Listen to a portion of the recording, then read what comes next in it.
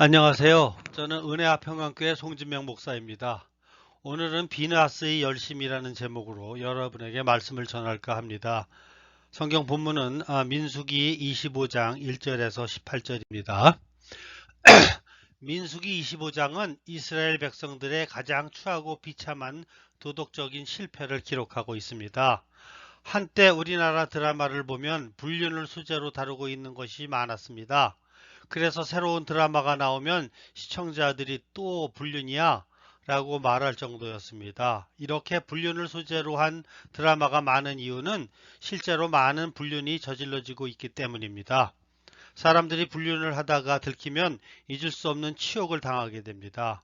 그럼에도 불구하고 많은 사람들은 아직도 불륜의 드라마를 재미있어하고 들키지만 않고 기회만 주어지면 불륜에 빠질 준비를 하고 있는 것입니다. 그러나 불륜은 대형 사고와 같습니다. 이것은 많은 사람들을 다치게 만들며 자기 자신도 죽게 할 수 있는 사고인 것입니다. 이스라엘 백성들이 40년 동안 광야에서 하나님의 백성으로 연단을 받고 거의 40년 훈련이 끝날 즈음에 대형 사고를 쳤습니다. 이스라엘 백성들은 무려 40년 동안 하나님의 말씀으로 훈련을 잘 받고 이제 훈련을 끝내는 순간에 사고를 쳤던 것입니다. 이스라엘 백성들이 광야 생활을 마쳐갈 때에 이스라엘을 노리는 사탄의 무리들이 있었습니다. 바로 발락과 발람의 무리들이었습니다. 이들은 바로 모압 여자를 통해 성적인 유혹으로 이스라엘 백성들을 유혹했습니다. 이때 엄청나게 많은 이스라엘 백성들이 모압 여자에게 달려가서 음식을 먹고 우상하게 절하고 모압 여인들과 성적인 죄까지 저질렀습니다. 하나님께서 이것을 보고 진노하셔서 연병으로 치셨는데도 그래도 이스라엘 백성들은 모압 여자에게로 달려갔습니다. 이스라엘 백성들이 40년 동안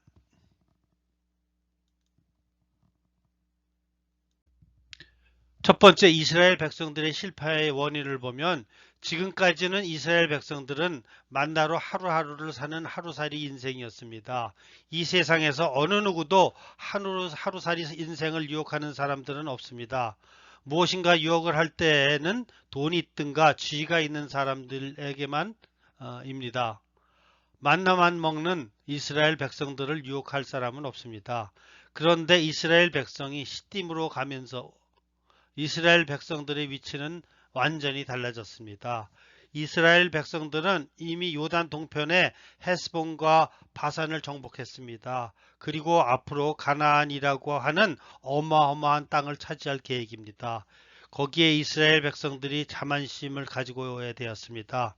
이스라엘 백성들은 무려 40년 동안 정신적으로 눌려 있었고 오로지 하나님의 은혜로만 충만했습니다. 그러다가 갑자기 시딤에 와서 생전 보지도 못한 아름다운 여인들이 매력적인 옷을 입고 나타나 유혹을 하니까 정신을 차릴 수가 없었습니다. 왜 그 훌륭한 하나님의 종들이 어이없이 유혹에 걸려서 온갖 창피를 다 당하고 실패하게 됩니까? 바로 영적으로 깨어있지 못하고 방심하기 때문입니다. 즉 우리는 언제나 은혜 받으면서 죄의 유혹을 누르고 있다가 좋지 못한 환경과 접촉을 하게 되면서 그동안 눌려있던 욕망이 불똥을 튀면서 불이 붙는 것입니다. 그 불이 얼마나 강한지 하면 이성의 힘으로 끌 수가 없습니다. 한번 미끼에 걸려들고 난 후에는 아무리 몸부림을 쳐도 도대체 그 유혹에서 빠져나올 수가 없는 것입니다.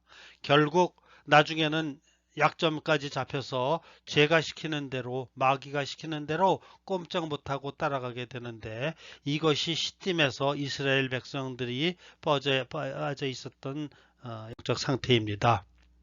두 번째, 이것은 의도적인 유혹이었습니다. 시딤의 함정은 우연한 것이 아니라 모아방 발락과 거짓 선지자 발람이 이스라엘 백성을 넘어뜨릴 목적을 가지고 의도적으로 여인들에게 시킨 것이었습니다. 이런 미인계의 유혹에 이스라엘 백성들은 너무 순진하게 걸려서 넘어가게 되었습니다. 우리가 이러한 유혹을 피하는 가장 좋은 방법은 역시 건전한 자아상을 가지고 있는 것입니다. 무엇 때문에 사람들이 거짓된 사랑에 속아서 낚시바늘에 걸리게 됩니까? 그 이유는 역시 자아상이 건전하지 못하기 때문입니다. 우리가 요셉을 보면 요셉은 애굽의 노래로 있으면서 여자 주인의 유혹에 넘어가지 않았습니다. 그 이유는 요셉이 하나님의 말씀으로 건강한 자아상을 가지고 있었기 때문입니다. 하나님의 말씀에 붙잡힌 요셉은 결국 하나님은 나를 존귀하게 쓰실 것이다 라는 자신을 지켰습니다. 대개 유혹에 넘어가는 사람들을 보면 자존심이 없을 때 너무나도 거짓된 사랑에 잘 속아 넘어가게 됩니다.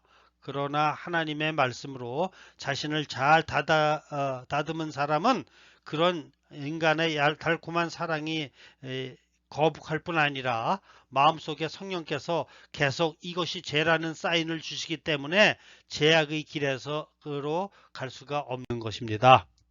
물론 우리는 지금도 위태할 때가 많이 있습니다. 그런데 하나님의 말씀을 확고히 붙잡기만 하면 하나님의 말씀이 이미 피하게 하시고 막아주십니다. 발람의 저주를 막아주셨듯이 모압 여인들의 함정도 피할 수 있게 하십니다.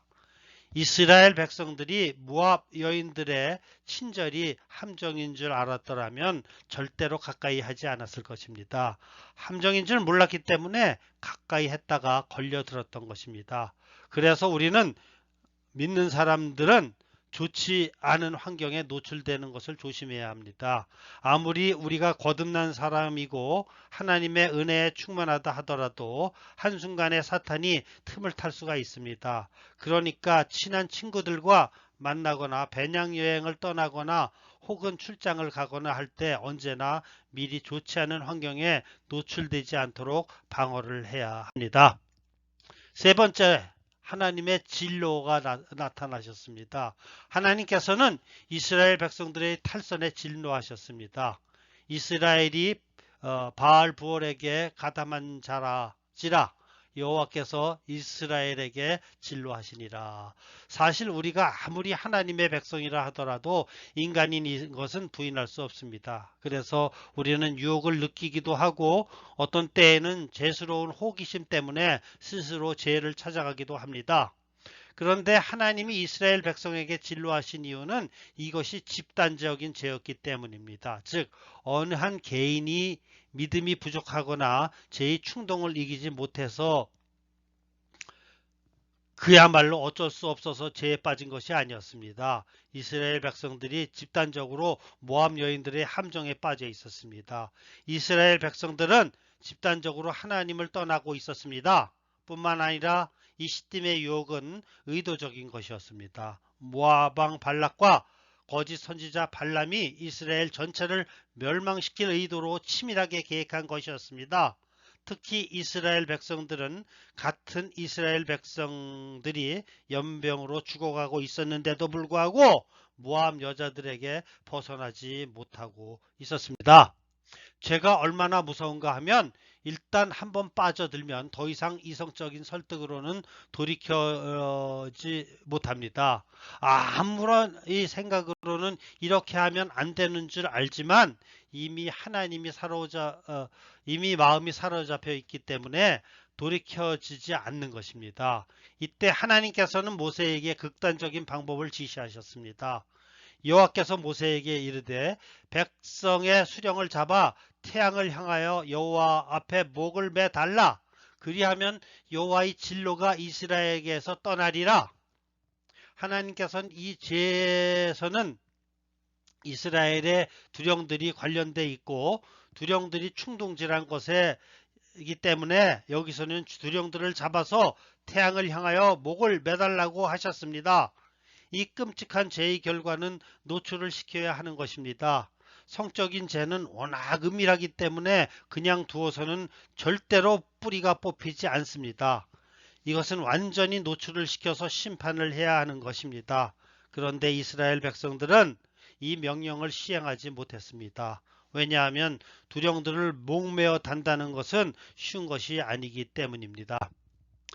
이스라엘 자손의 온 회중이 회막문에서 올 때에 이스라엘 자손 한 사람이 모세와 온 회중의 눈앞에 미디안의 한 여인을 데리고 그의 형제에게로 온지라.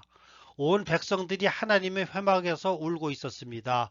아마 자신들이 이렇게 어이없이 실패한 것에 대한 회개의 눈물과 또 역병으로 죽는 사람에 대한 애통의 눈물과 하나님의 진노가 그치지 않은 계속 퍼지는 것에 대한 두려움의 눈물을 흘리고 있었습니다. 그런데도 버젓이 이스라엘이 보이는 백성들 앞에서 미디안 여자를 하나 데리고 자기 천막에 데리고 와서 성관계를 가지는 사람이 있었습니다. 이것을 보고 아론의 손자 비느하스가 참을 수가 없었습니다. 비느하스는 그 남녀를 따라가 장막에 들어가 두 사람을 창으로 찔러서 남자와 여자의 배를 창으로 관통을 시켜버렸습니다. 그리고 놀라운 것은 그때 이스라엘에 퍼지던 연병이 그쳤습니다. 그리고 연병으로 죽은 이스라엘 백성의 숫자는 24,000명이었습니다. 이때 하나님께서는 비느하스의 열심을 칭찬하셨습니다. 여기서 이스라엘을 향한 하나님의 본심이 나옵니다. 그런데 하나님의 이 마음을 가장 정확하게 안 사람이 비느하스였습니다. 그래서 비느하스는 이스라엘의 한 두령의 죄를 그냥 놔두지 않고 들어가 창으로 두 사람을 동시에 찔러 죽였을 때 하나님의 진노가 그쳤습니다. 하나님은 비느하스의 열정이 이겼다고 말씀하십니다. 사탄은 발람과 같이 항상 성도들을 넘어뜨리려고 기회를 노리고 있습니다. 그러므로 성도들은 항상 하나님의 전신갑주를 입고 영적인 전쟁에 대비하고 있어야 합니다. 이것은 꼭 성적인 것만이 아니라 이 세상의 사탄은 돈, 권력, 명예 그리고 모든 것을 동원하여 우리 믿는 사람들을 유혹에 빠뜨리고 타락하고 멸망하는 삶을 살도록 유혹합니다. 이 유혹은 처음에는 너무나 좋고 달콤합니다. 그러나 나중에는 이 죄 때문에 그 죄에서 벗어나기가 힘듭니다. 결국 우리는 두 개의 불 중에 하나를 선택해야 합니다. 하나는 하나님을 향한 열정이고 다른 하나는 죄를 향한 열정입니다. 죄의 불이 이기면 망하는 것이고 하나님의 열정이 이기면 사는 것입니다. 여기서 비느하스는 하나님의 열정으로 이겼습니다. 우리는 결국 열정이 있어야 합니다. 죄에 대한 거룩한 분노는 하나님께서 기뻐하십니다. 하나님께서는 이런 일을 행한 자들을 축복해 주십니다. 우리는 완전히 의인이기 때문에 죄를 짓지 않는 것이 아닙니다. 우리를 향한 하나님의 사랑이 우리를 이기셨기 때문에 죄를 이기는 것입니다. 우리는 우리 안에 죄의 욕망이 있지만 그럼에도 불구하고 다른 사람들에게 담대하게 말을 해야 합니다. 죄를 버려라. 그리고 죄에서 나오라고 해야 합니다. 비느하스가 그렇게 했을 때 하나님의 진노는 그쳤습니다. 그리고 연병도 그쳤습니다. 그리고 하나님께서는 비느하스와 평화의 언약을 맺어 주십니다. 여기에 이 평화의 언약은 하나님과 평화의 언약입니다. 즉 하나님이 어떤 진로 가운데 계시더라도 비느하스가 기도하면 모든 그와 같은 죄에서 사하여 주겠다는 것입니다. 그리고 우리 옆에는 우리를 항상 노리고 있는 발람과 발락의 무리들을 모아야 합니다. 우리는 하나님의 말씀으로 우리 자신의 아름다운 자아상을 확립해야 합니다. 그래서 하나님 보시기에 아름다운 사람들이 되어야 합니다. 그리고 무엇보다 우리 자신을 믿으면 발람의 유혹에서 걸려들게 됩니다. 늘 자신을 믿지 말고 하나님만 의지하셔서 어떠한 유혹에도 승리하는 여러분 되시기를 주님의 이름으로 축원합니다. 아멘.